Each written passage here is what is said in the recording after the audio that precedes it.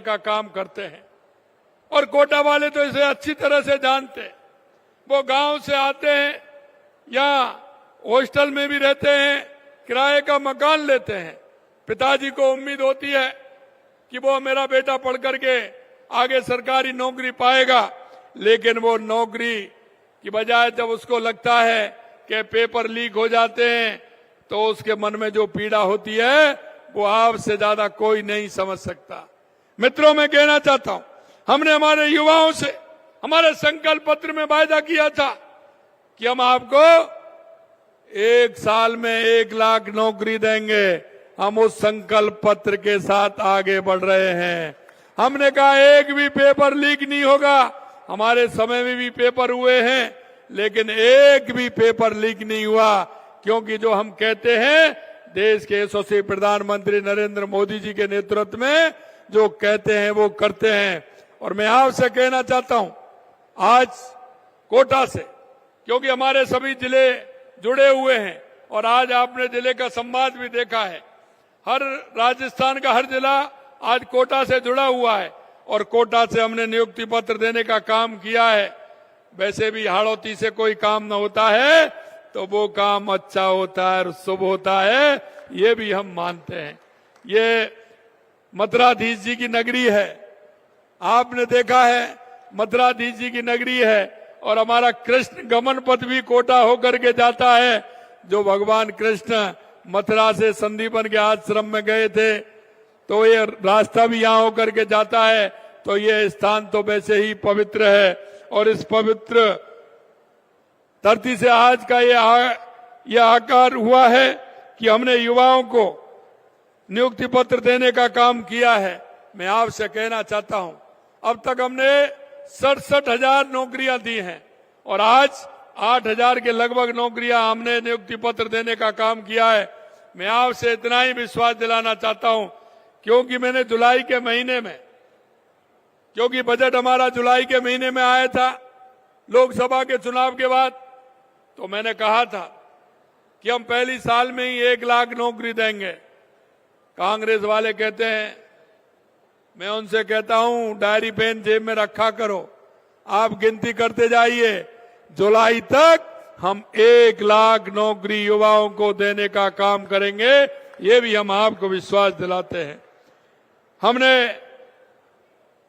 कांग्रेस के समय में पेपर लीक हुए थे, हमने एसआईटी गठित की और आप देख रहे हैं अब भी लगातार पकड़े जा रहे हैं।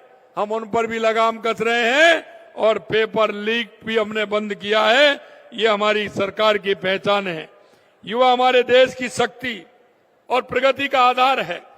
हमारे यशस्वी प्रधानमंत्री जी का कहना है कि भारत की युवा शक्ति किसी भी लक्ष्य को प्राप्त कर सकती है और इसीलिए हम कहना चाहते हैं, मैं युवाओं से आह्वान करना चाहता हूं, आइए आप अपनी पूरी शक्ति लगाइए, राजस्थान को भी विकसित बनाइए और भारत को भी विकसित बनाने में अपना योगदान दीजिए। ये सरकार पूर्ण रूप से आपके साथ है। आपने जो भरोसा हमारे ऊपर किया है, हम विश्वास दिलाते हैं कि उस भरोसे को किसी भी कीमत पर नहीं टूटने देंगे। हम उस भरोसे के साथ आपके चलेंगे। हमारी सरकार का प्रयास है कि प्रदेश की युवा शक्ति का प्रदेश के विकास और राष्ट्र के निर्माण में अधिक योगदान रहे। हमारी सरकार अपने इस कार्यकाल में सरकारी निजी क्षेत्र में 10 लाख नौकरियों के लिए हमने कहा है। मैं आपको ये भी विश्वास दिलाना चाहता हूं, क्योंकि हमने कहा है कि 4 लाख सरकारी नौकरी देंगे और हमने ये भी कहा है कि 6 लाख प्राइवेट नौकरी भी हम देंगे। मैं आपको विश्वास दिलाना चाहता हूं, आने वाले समय में, क्योंकि हमने जो राजस्थान किया था 35 लाख करोड़ रुपए हमारा राजस्थान के अंदर एमओयू हुए थे।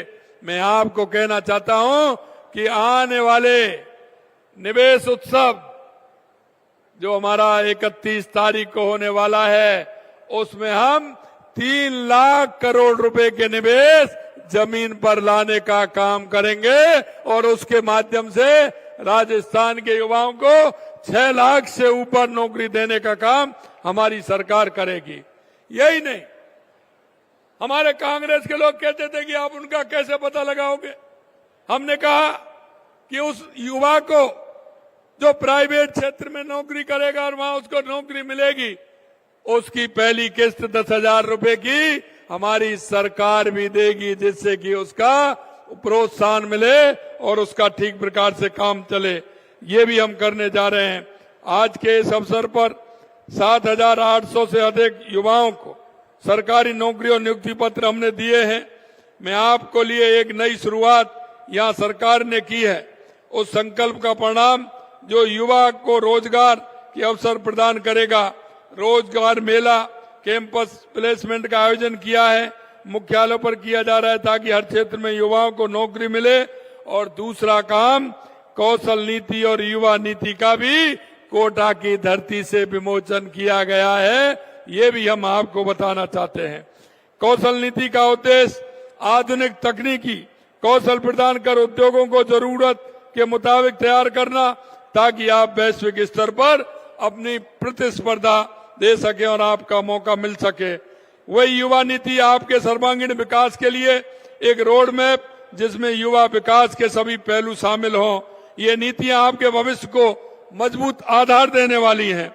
हमारी सरकार ने पहले ही साल में 16 नीतियां बनाने का काम किया है और नीतियां वो बनाते हैं जो नीतियों को लेकर के चलते हैं।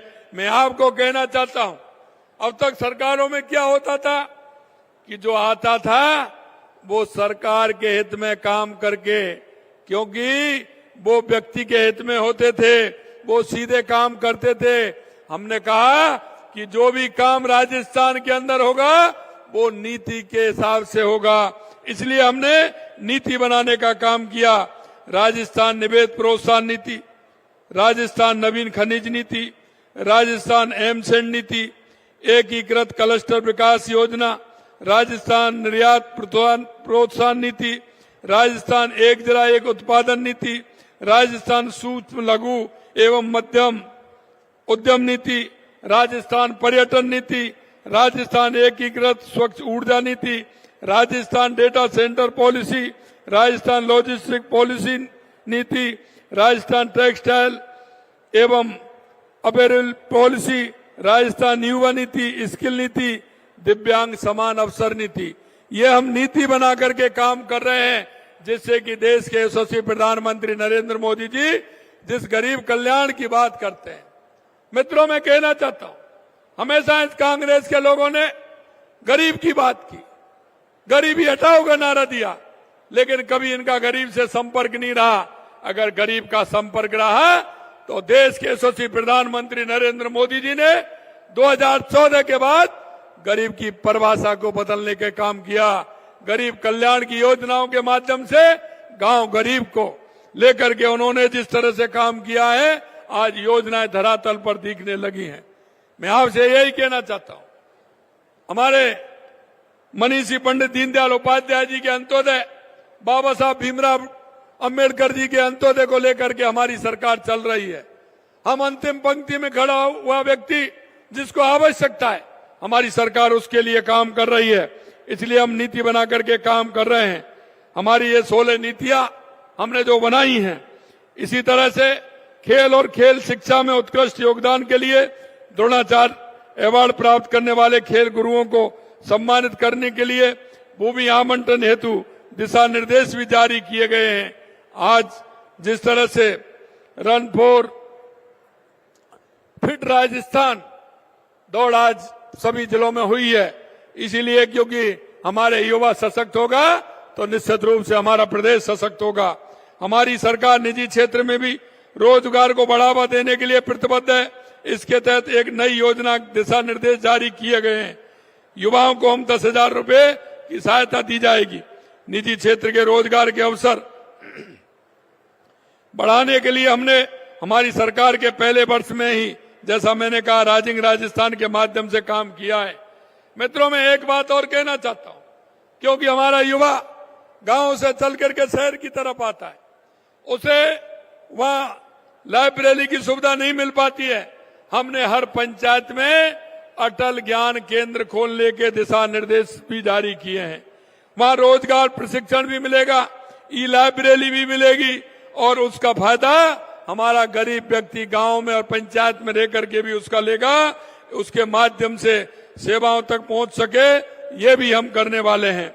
हम युवा विकास के हर पहलू का काम कर रहे हैं।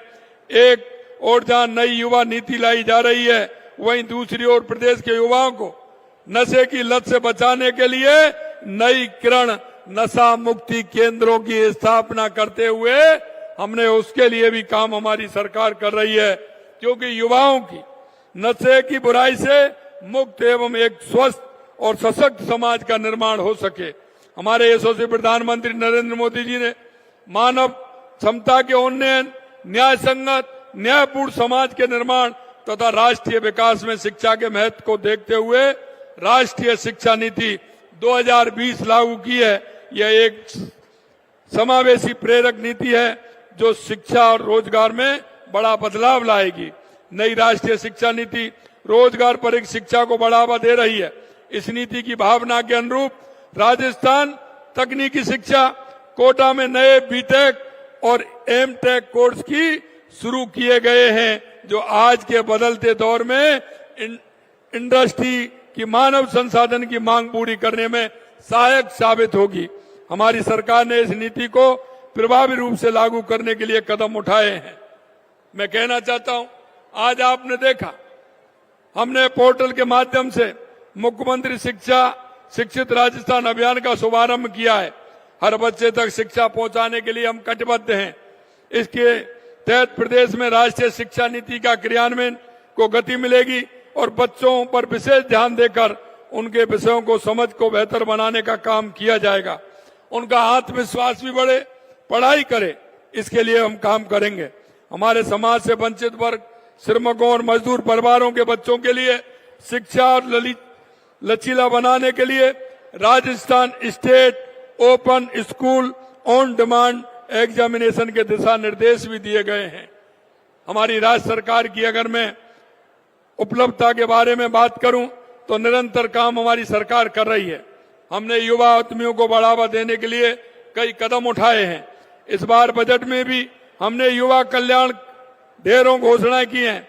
वन विभाग में 1750 कर्मचारी, 4000 पटवारी, 10,000 स्कूल शिक्षकों की भर्ती होगी।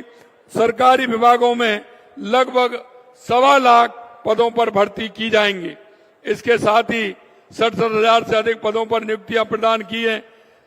विभिन्न वर्गों में 96,000 से अधिक पदों के लिए विज्ञापन जारी किए जा चुके हैं, और जिससे कि बच्चे को ये भी मालूम हो कि विज्ञप्ति कब निकलने वाली है, पेपर कब होने वाला है, परिणाम कब आने वाला है और नियुक्ति पत्र कब मिलने वाला है। यह कैलेंडर भी 1 साल का पूरा निकालने का काम हमने किया है। मैं आपको कहना चाहता हूं, जब मेरा विधानसभा के अंदर मेरा रिप्लाई था, मैंने कहा, क्योंकि वो कह रहे कि चतुर्थ श्रेणी कर्मचारी की भर्तियों से क्या करोगे।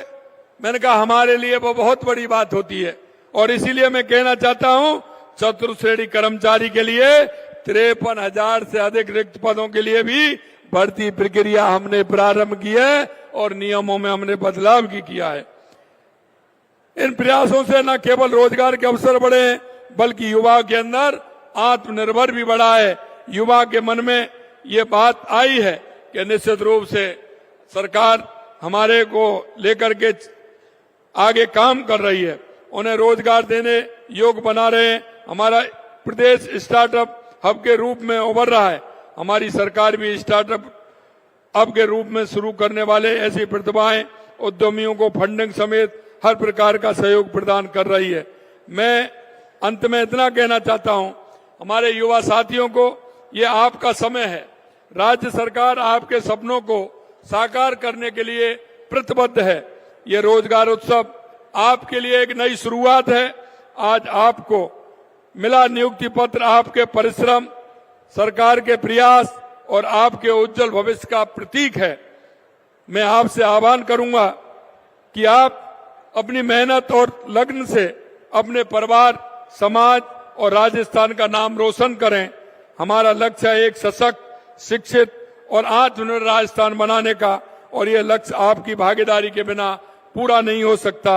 मैं आपसे इतना ही कहना चाहता हूं, यहाँ आए आप सभी से इतना ही निवेदन मेरा है कि हम प्रदेश के नागरिक होने के नाते, देश के नागरिक होने के नाते हम सभी का कर्तव्य बनता है कि हम समाज में ऐसे व्यक्ति जिनको आवश्यकता है केंद्र और राज्य सरकार की योजनाओं की, हमारी राज्य सरकार और केंद्र सरकार की योजनाओं का लाभ उन तक मिल सके, इसमें हम सबकी सहभागिता हो, हम सभी उनका सहयोग करें।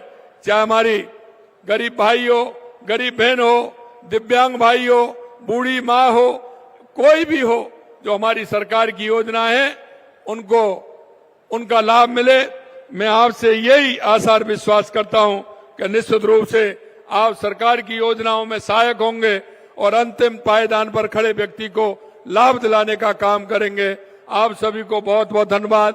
पुणे में राजस्थान के उन सभी युवाओं को जिनको आज नियुक्ति पत्र मिला है, आपको मैं बहुत बहुत शुभकामनाएं देता हूं, आपके परिवारजनों को शुभकामनाएं देता हूं और यह आशा और विश्वास है कि यह सिलसिला जारी रहेगा और हमारे युवाओं का जो सपना था वो पूरा होता रहेगा। इसी आशा और विश्वास के साथ आप सभी को बहुत बहुत धन्यवाद, बहुत बहुत धन्यवाद। जय हिंद, जय भारत, जय राजस्थान।